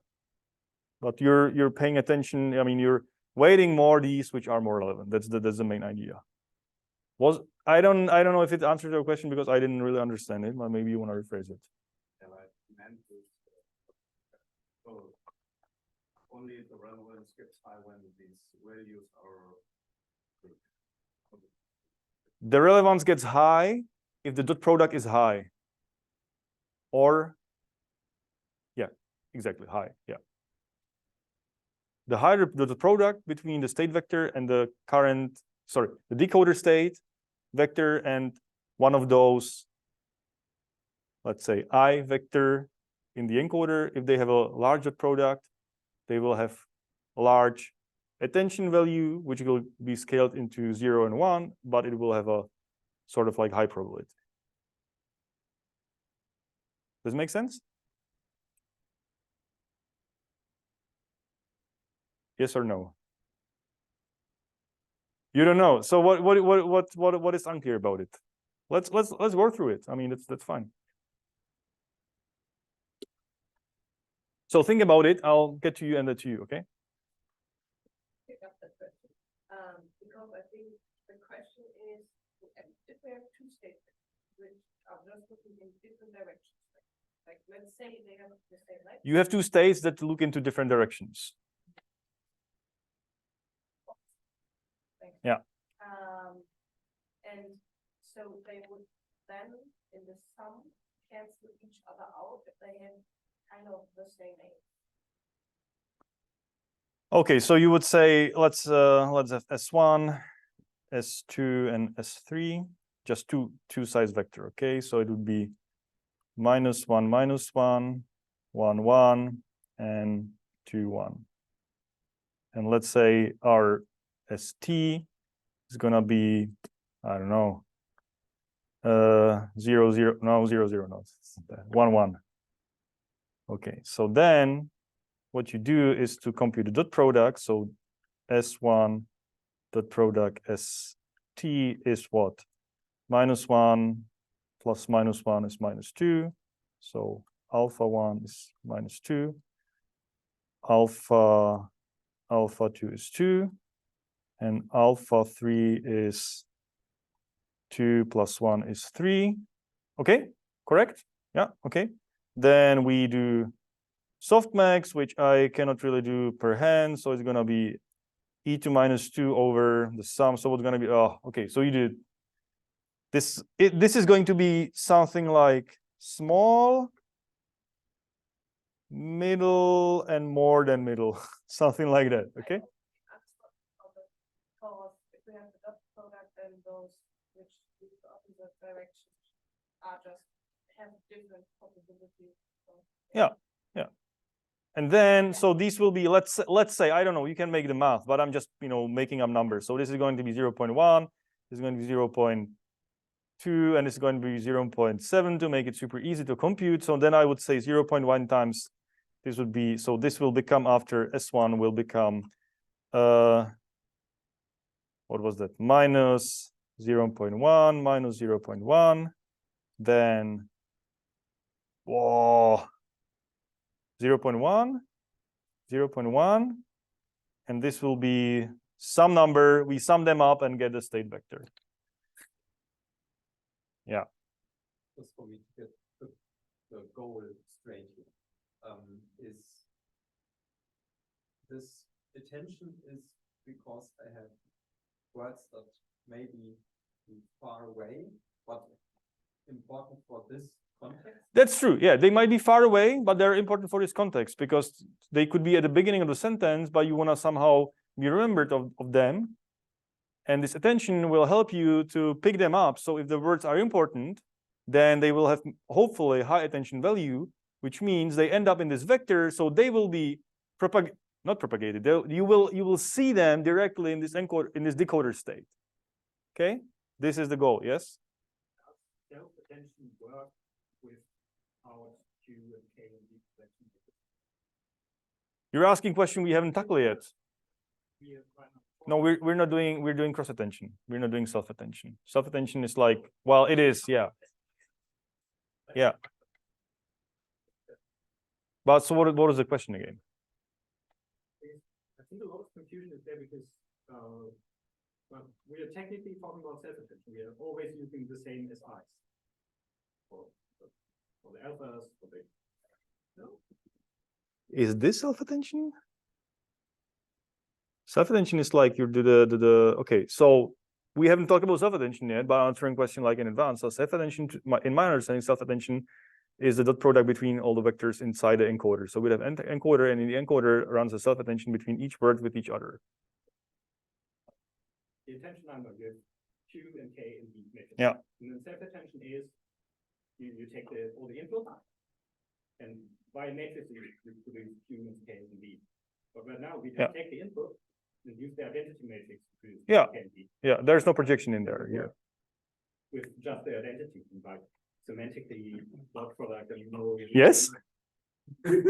like we said that, because the attention is all you need paper. No. But we're not in transformers. We're not in self-attention. We're just using attention in the RNNs, like the precursor of attention generalized into keys, values, and query in Vasvani's paper.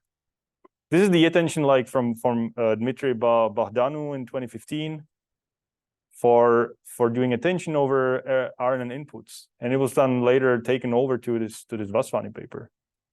So I don't know. I mean, you can have a look, but I don't want to confuse people who don't know about Vasvani's transformers. Second. What name?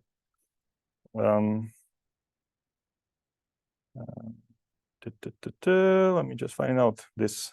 I think is Dmitry's first name. Okay, so he worked and Joshua Bengio, sorry, Joshua Bengio.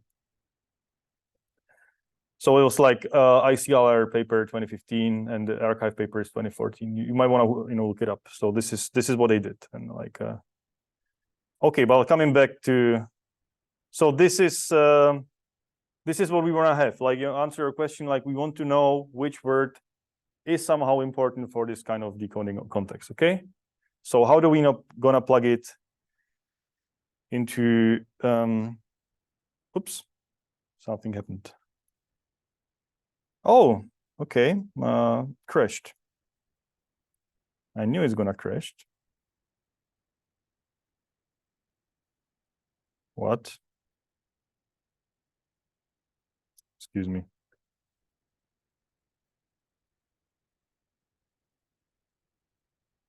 Okay, I need to fix that. Sorry. Okay.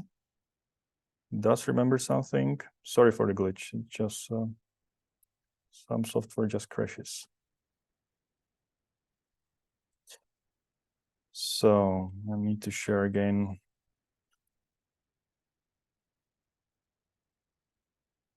Okay, sharing now.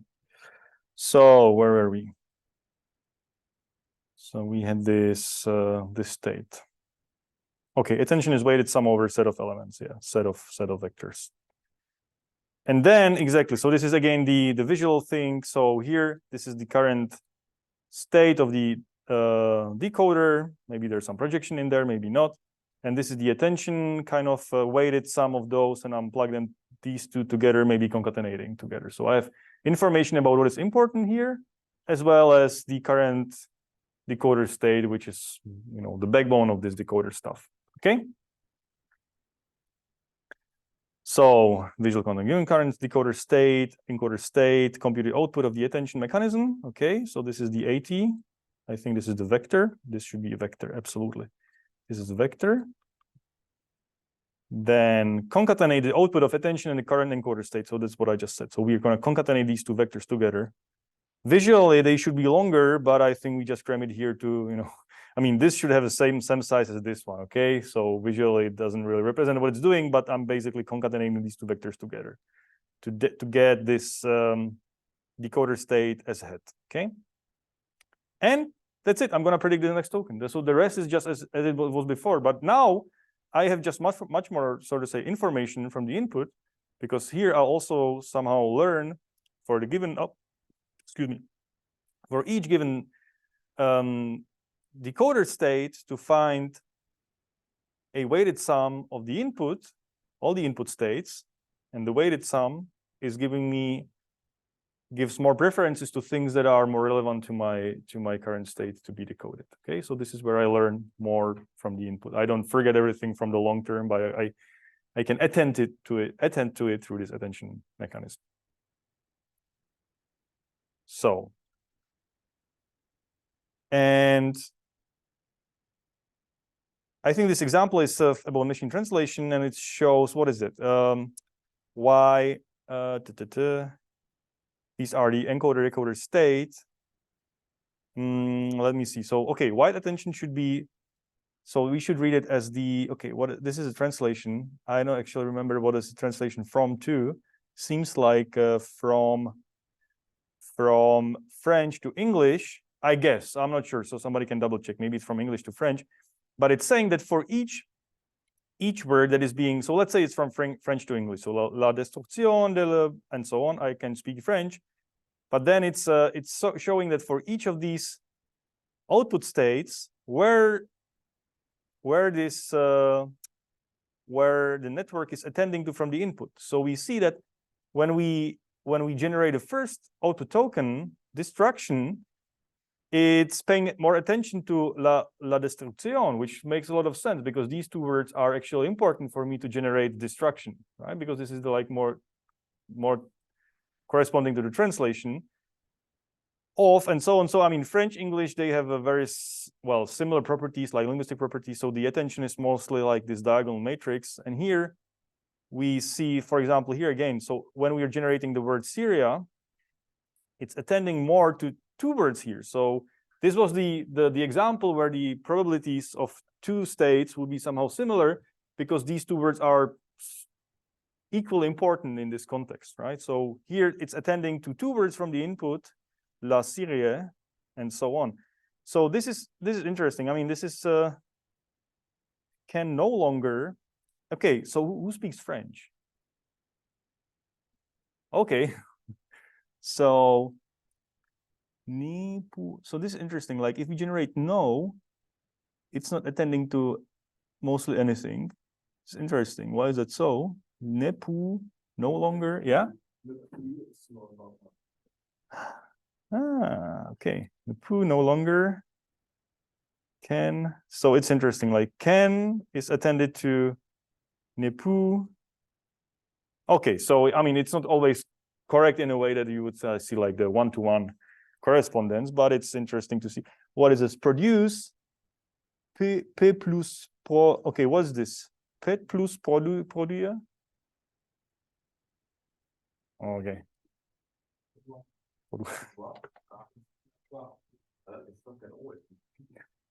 Anyway, so maybe there's better examples in the paper, so you might have a look. But it's basically showing somehow, even like visually, that this network is doing something meaningful. It's really attending maybe to a bigram on the input instead of just, it's trying to find out which things are important in this given context to generate the word. This is the main kind of backbone idea, okay? And this is the, again, like, I guess this winning system was that one using attention here, but I don't remember. So you're, I mean, but now the jointly learning line something it doesn't use dot product.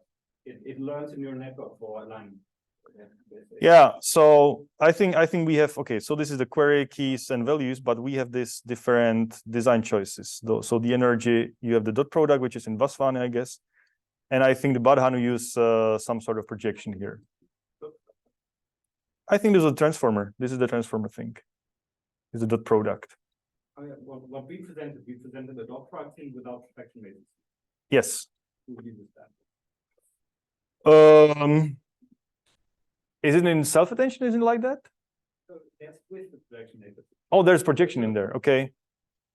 All right. Okay. So I don't wanna get confused about it, to be honest. Like, so let me see. I mean, we can make an abstraction.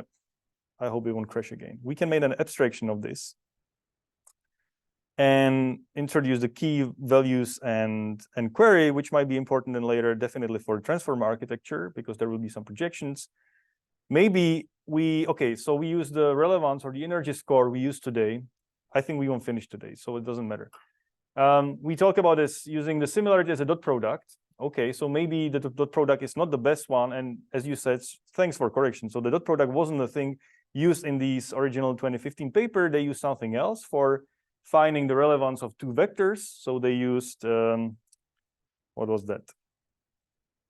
They used some projection and basically learn a small nonlinear function. So you can learn some parameters and you can project them to get some score. So they learned this basically, the relevant score. We were talking about dot product, spent quite a lot of time about the dot product and its meaning. So that's what they didn't use, and I apologize for that. I hadn't checked that. But the general idea is some sort of relevant score, and you have multiple choices of doing this relevant score. We talked about dot product. There's this 10H, and there could be actually more, like the blender attention and stuff like that. I guess we'll be talking about this scaling and dot product more into in the transformer lecture. The idea is that we can abstract this attention mechanism and talk about query keys and values. And I guess now we should stop here before just going into that, because these will be important for the transformer architecture. But just what I want you to remember, this the takeaway message for the RNN, like what are we trying to achieve, and maybe like visually here. So this is I guess the takeaway message today. So what we had before when we started, because we're running out of time. But anyway, what we started with was a simple RNN. So this didn't exist, where we crammed everything into one state vector. And the longer it gets, as I said, the harder the task gets to actually generate text and keep all the information from the beginning for generation. So we said, well, we're actually not using, we just use this one, but we didn't use any of these state vectors so far. So the idea would be, well, I'm gonna use them as well in a way. And we said, well, the way we're gonna use them is somehow take each of them, give it some sort of relevance value, maybe scale them down, scale them up, or just use them as they were. We were basically scaling them mostly down because the maximum of the softmax was 1, and most of them were just small numbers. So we basically would scale all these vectors, would have like a small attention value. So we would basically make them smaller, so they would play no role. And we said, well, you know what? Let's find out. So let's find out if I'm here. Let's find out how relevant is this vector, how relevant is this vector, and relevant is this vector. We got this alphas. And then take this alphas and weight each of this vector and sum them up. to get its attention vector. Okay, so we get extra information from the input for each state and concatenate them together. And this will get us better generation, and empirically it worked much better in, for example, in machine translation was the original paper by Badanu and others. So this is the takeaway message from today. It's like the attention is sort of weighted sum of the state vectors, in this case, in RNNs. It will be more important in this like self-attention and cross-attention in the transformer model, but we should also spend some time talking about it at the transformer model, and maybe then introduce the abstraction as well, okay? But this is the takeaway message from today. Any questions? All right, so thanks a lot. See you next week.